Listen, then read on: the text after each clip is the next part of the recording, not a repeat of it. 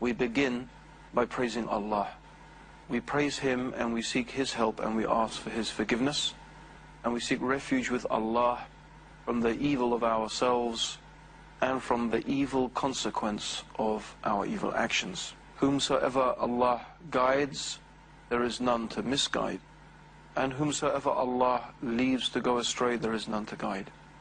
And I testify that Allah alone is worthy of worship, and that Muhammad is the servant of Allah and His final messenger. I'm going to be speaking about Islam, the misunderstood religion. There is no doubt that Islam is one of the most misunderstood religions in the world today.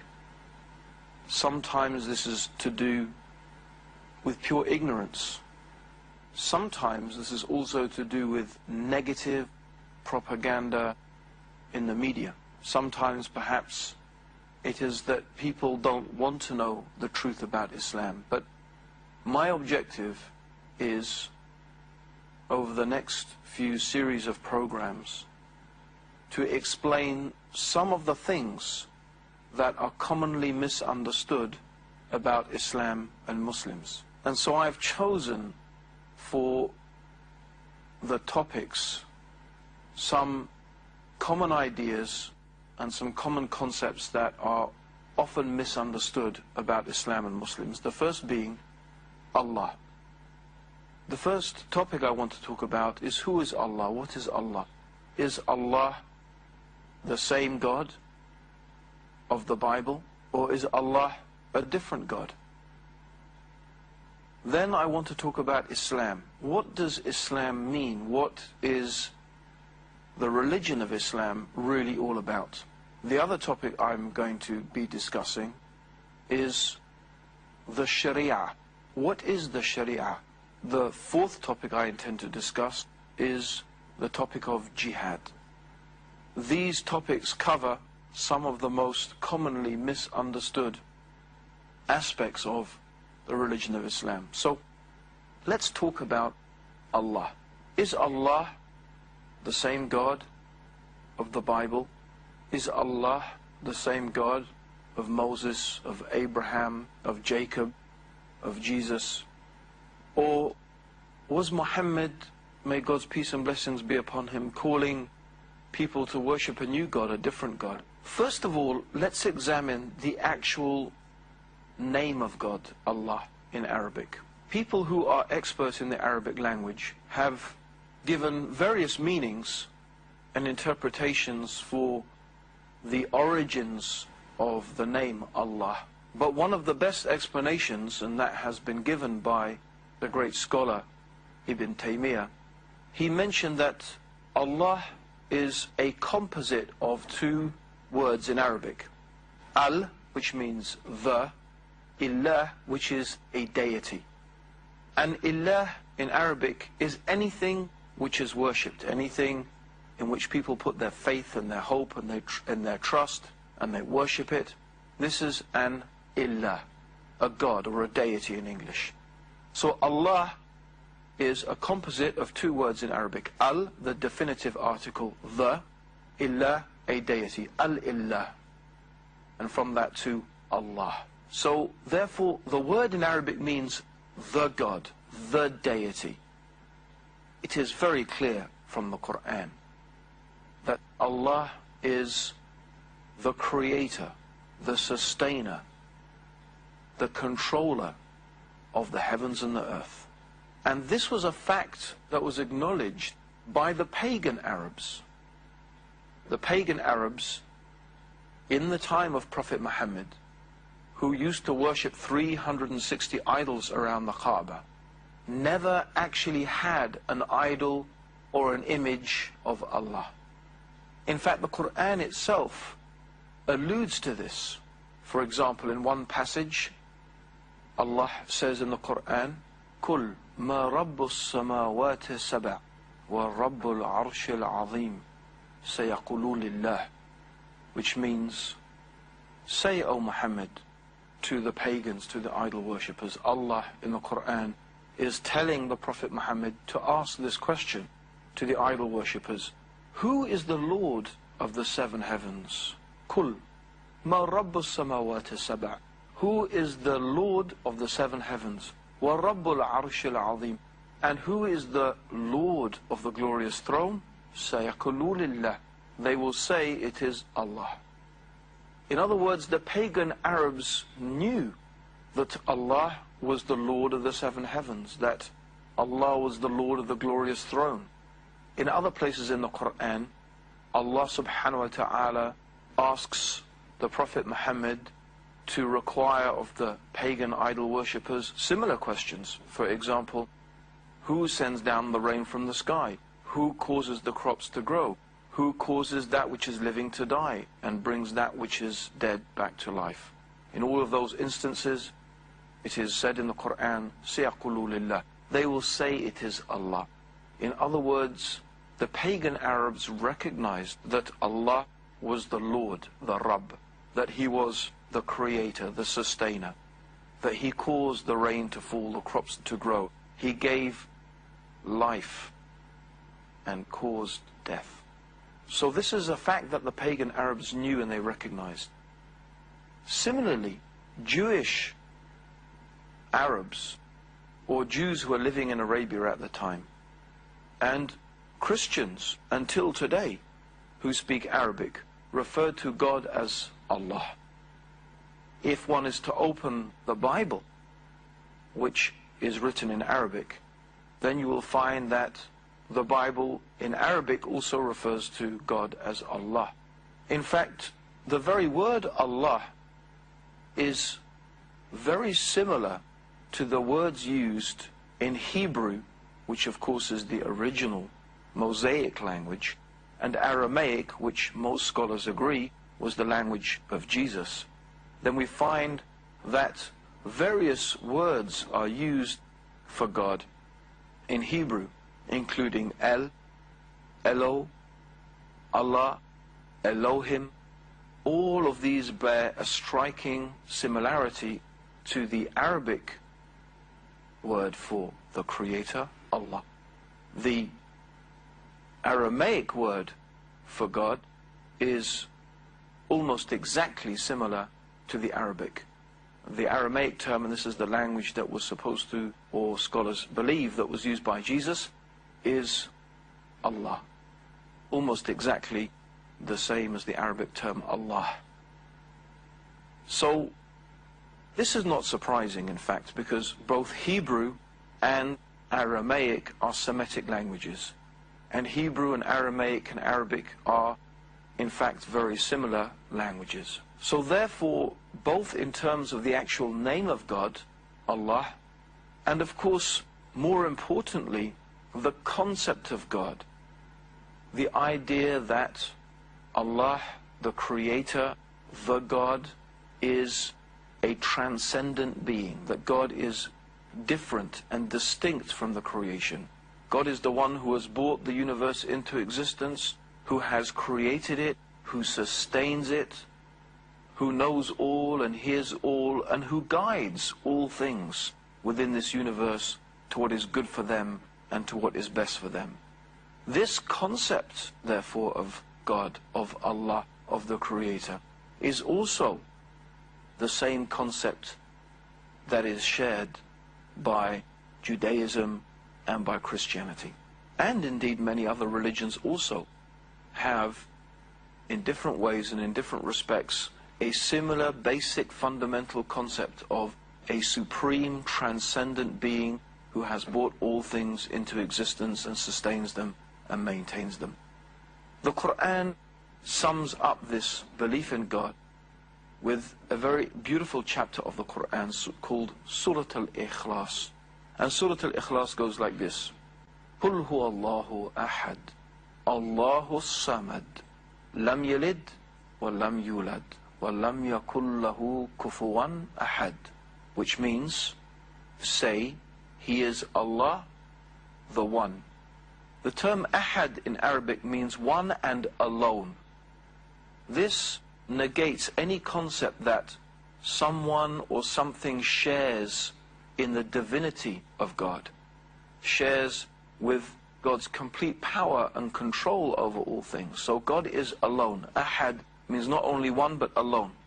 And Allahus Samad, which means Allah is as-Samad. As-Samad means that Allah is the one upon whom all things depend.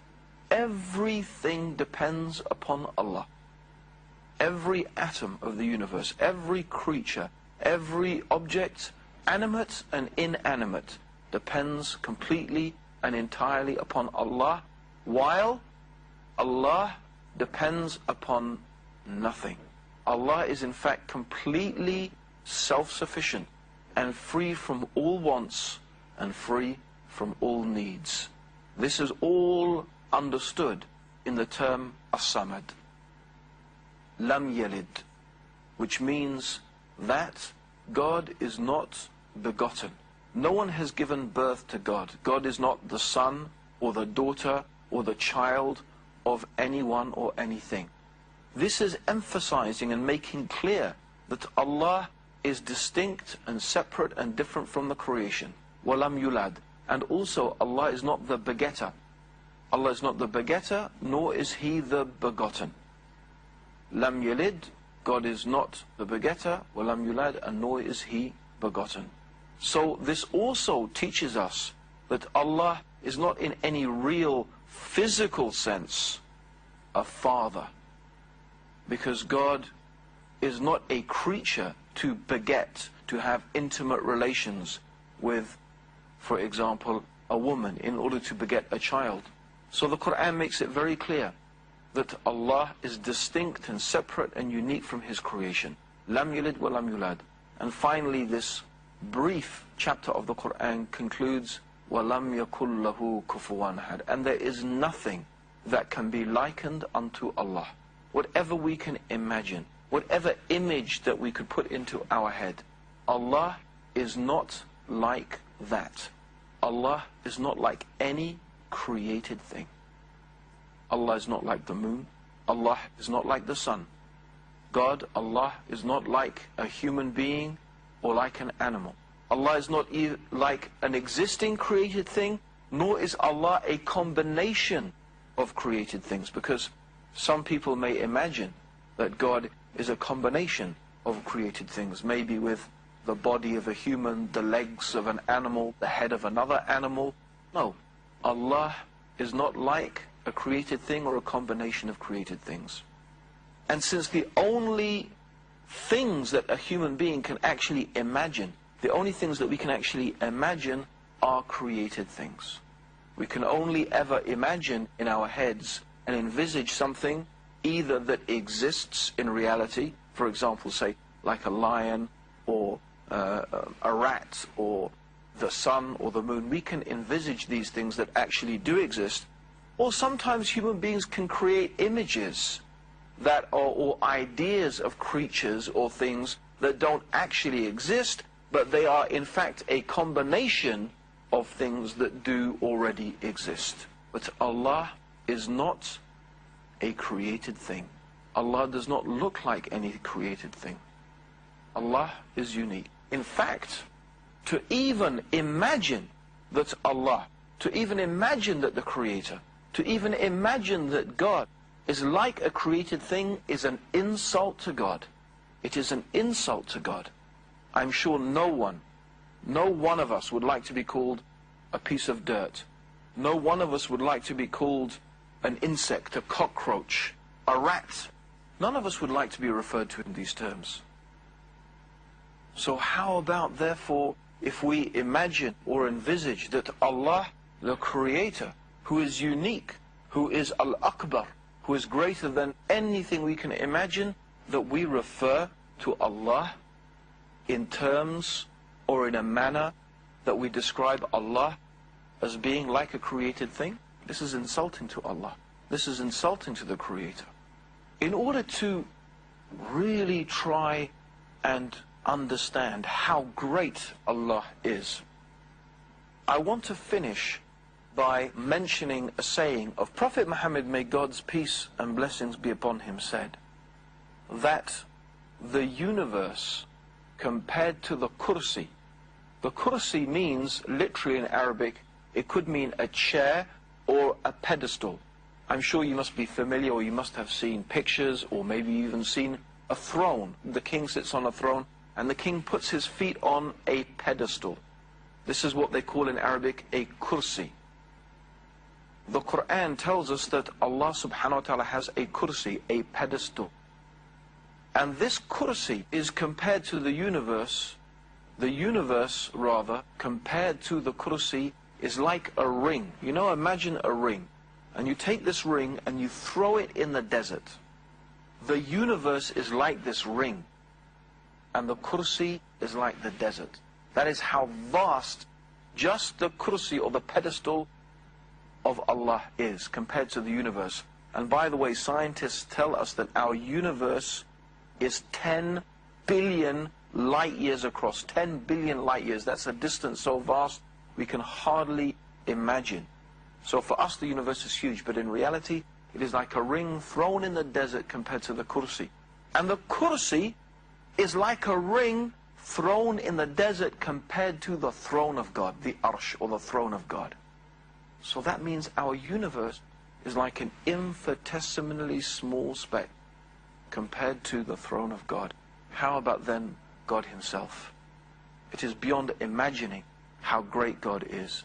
And if we understand this fact, if we understand this truth, then we must also understand why it is insulting to Allah that we should refer to the great, wise and powerful creator of the heavens and the earth as being like or compared to or similar to some created being. In fact, this is a crime that is so severe, it is a crime that is so terrible in the sight of Allah, that if a person dies and meets Allah on the day of judgment, which is the day when Allah will gather all human beings together, after all the human beings have died, God will recreate us, and God will question us about all that we have done in this life. If a person has died imagining or believing or making some equals or partners or rivals with God, or imagining or believing that Allah is like something in this universe, or imagining that something in this universe is equal with Allah, they have made such a grave insult to Allah. They have made such a grave insult to the creator of the heavens and the earth that He will never forgive that person. The Quran tells us that Allah could forgive any sin that He wishes on the day of judgment, but He will not forgive that we have ascribed partners and that we have ascribed rivals and equals to Him. In fact, the Prophet Muhammad told us that on the day of judgment, Allah subhanahu wa ta'ala will bring a person, and this person had enjoyed so many things in this world, and Allah will ask this person, if you had the world and everything in it twice over, imagine that, everything in the world, all the palaces, all the food, all the wealth, all the riches of this world, would you ransom it now to save yourself from the hellfire? And when the person hears that, they will say, yes, my Lord. And Allah will say to that person, I asked you for less than that. I only asked you that you should worship me and worship only me. This is what Allah subhanahu wa ta'ala wants. Allah wants us to recognize His greatness. Allah wants us to recognize His oneness. And of course, in this respect, this is where Islam differs with some aspects of Judaism and some aspects of Christianity, because we believe that the concept of God has become corrupted. The God is the one God. Allah is the one creator. But in some respects, that concept and that idea of God has been corrupted by other religions. And the purpose, therefore, of the Quran is to return human beings to that correct and that pure and that true understanding, which is in fact deeply imbibed within our own consciousness, our own nature. We believe our very nature helps us to understand this fact. It's what we call in Arabic fitra, the natural disposition. And that is why in times of trouble, in times of distress, when we really think everything is going to fail us, then that is the moment that we remember God and we call upon God completely, believing in only the Creator is going to help us and going to save us.